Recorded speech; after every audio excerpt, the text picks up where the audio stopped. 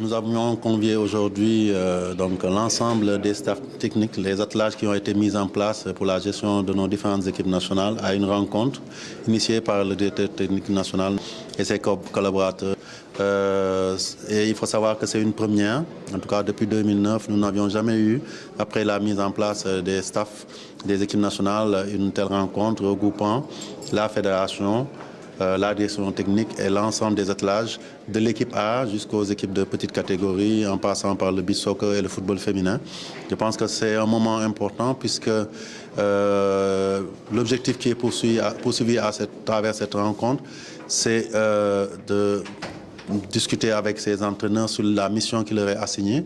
Aujourd'hui, on le sait, le football sénégalais est à un tournant important, puisque après plusieurs décennies, je dirais, de disette, nous avons essayé de prendre le taureau par les cornes en revenant aux fondamentaux, c'est-à-dire essayer d'avoir des compétitions régulières au niveau local avec nos clubs, que ce soit de la Ligue 1 professionnelle jusqu'au football amateur, mais aussi donner une vraie vie aux équipes de petite catégorie, parce que très souvent, on le sait, le Sénégal a toujours travaillé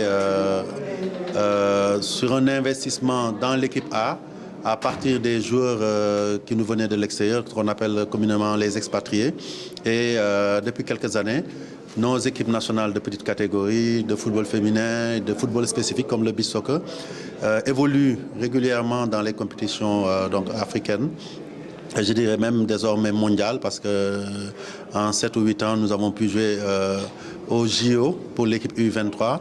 Nous allons bientôt participer donc, aux compétitions de la Coupe du Monde U20 et retourner pour ce qui est des U23 aux Jeux africains. Derrière aussi, cela rentrait aussi dans le cadre de la relance de notre football. Nous avons obtenu l'organisation en une année de 2 compétitions majeures en Afrique de jeunes. Tout ça rentre dans le cadre de notre politique de valorisation des catégories jeunes.